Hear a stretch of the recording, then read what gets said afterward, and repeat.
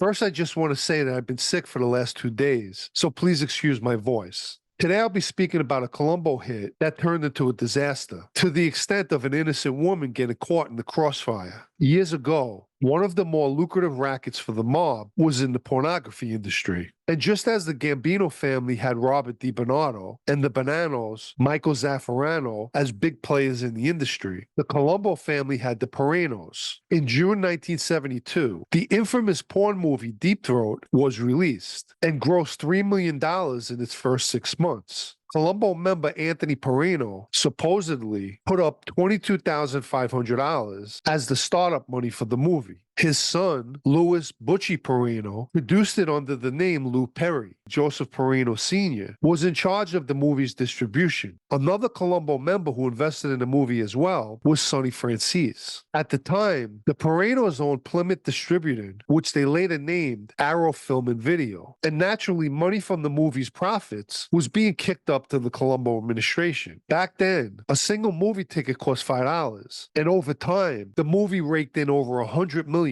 Fast forward to November of 1981, someone shot and wounded Joseph Peraino Sr. near his home in Brooklyn. The following month, on December 6, 1981, he would be convicted on 6 counts of interstate shipment of pornography in Miami and faced up to 35 years. Apparently, Anthony Peraino, at some point, went to the Colombo administration to complain about Joseph Peraino robbing him out of the profits from the movie, which the Colombos would consider skimming, a serious accusation because in simple terms, it equates to beating the family out of money that's supposed to be kicked up. In the mob's history, I'm not aware of any guy who didn't get killed for skimming. Money is the mob's god, and something they don't take too kindly of if a person's gypping them out of it. So Joseph Peraino Sr. had 2 strikes against him, with the first being facing sentencing in Miami, which if his family believed he would cooperate, and they often accused people of that, it was a big problem for him. And secondly, being accused for skimming, both issues punishable by death.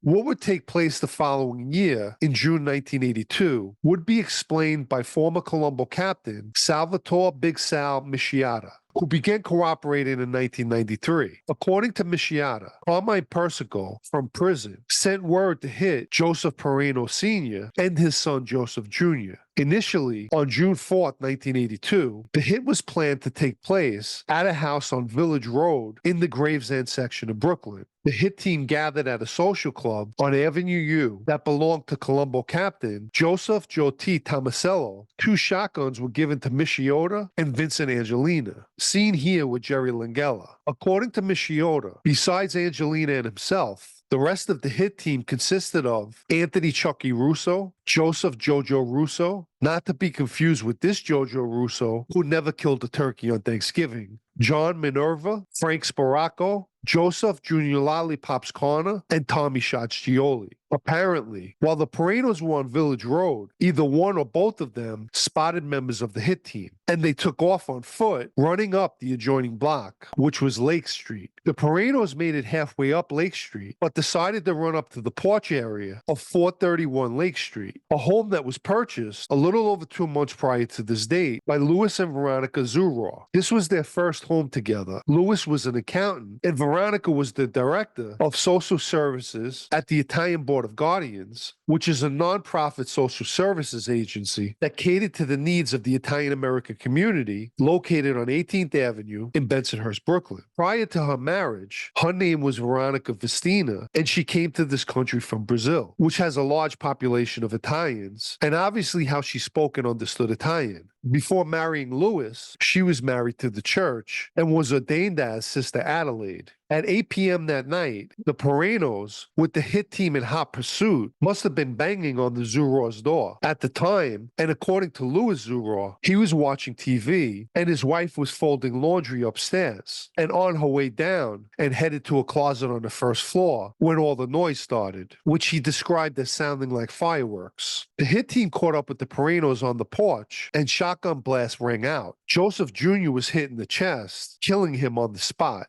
And Joseph Sr. was also shot in the lower back, specifically his ass. According to Louis Zura, as he heard the noises, that's when his wife headed to the front door to see what was going on. And by the time he reached the foyer, his wife was on the ground, bleeding from a serious head wound, which killed her instantly. During all the shooting, a wild shot from the shotgun went through the Zura's front door. The buckshot actually hit the bottom of the door and trajected upward. Unfortunately, Mrs. Zura was standing in that area at that time. She was just 53 years old when she died. According to Michiota, it was him who shot and killed Joseph Jr., and he claimed Vincent Angelina fired the shot that killed Veronica Zura. A short time later, one of the getaway cars was found with the two shotguns in it. Former FBI agent Roy Lindley DeVecchio made out a 302, which he forwarded to FBI Director William Webster regarding the incident, which reads as follows. On June 5th, 1982, source, who we can only assume is Colombo Captain Greg Scarpa, advised that the hit on Joseph Peraino Jr. and the attempted hit on Peraino's father, Joseph Peraino Sr., the previous evening in Brooklyn, was done by members of Andrew Russo's crew, and noted that Carmine Persico authorized the contract on the Perainos. The source provided further reasons as to the hit of the Perainos, noting that they were dealing in narcotics as pornography, and also that Joseph Peraino Jr. had failed to carry out a hit given to him. The source also advised that among the three individuals present at the shooting was Anthony Russo, the son of Andrew Russo. So according to Greg Scarpa, narcotics was involved,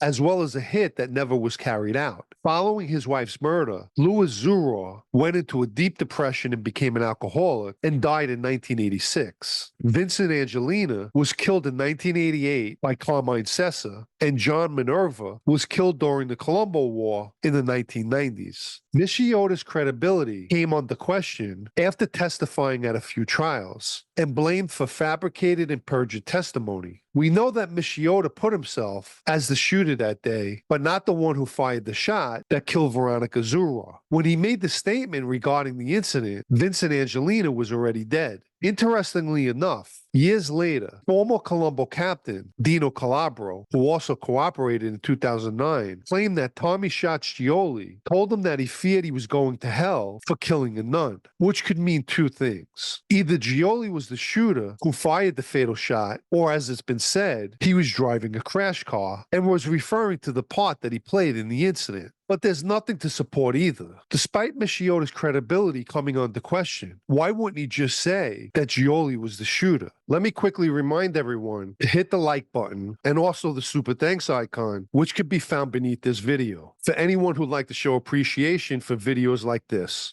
Clearly, Veronica Zura, to put it lightly, was the victim of collateral damage. She was not a target. Although initially, law enforcement did view that angle. Undoubtedly, it was a bungled hit, one that went terribly sideways. And in the worst case scenario, not only was an innocent victim killed, but one who happened to be a former nun. This incident was a black eye for the Colombos. Surprisingly, no one from the hit team was killed for their screw-up. During Gioli's trial in 2012, the sitting federal judge would not allow his statement that he made to Calabro into testimony, even though he wasn't charged with Veronica Zura's murder. The judge felt it would bias the jurors, and Gioli has always remained adamant that he had nothing to do with the murder, and wrote the following: I take my Catholic faith very seriously and am very troubled by this accusation. I am far from the best Catholic, but I have never killed a nun or anyone else. I deeply resent the deplorable lies that my government openly spreads about me. I can't speak for the government spreading lies. Lord knows, they spread numerous ones in the past. But as far as Gioli tooting his horn about taking his Catholic faith very serious, how serious could he take his faith when he used the Our Lady of Lourdes Garden, a church in Massapequa, to talk about murders like he did with Dino Calabro when he was telling him they were going to hit Bill Cotolo? Not only is it a sacrilege, but a disrespect to the very religion he allegedly takes very seriously.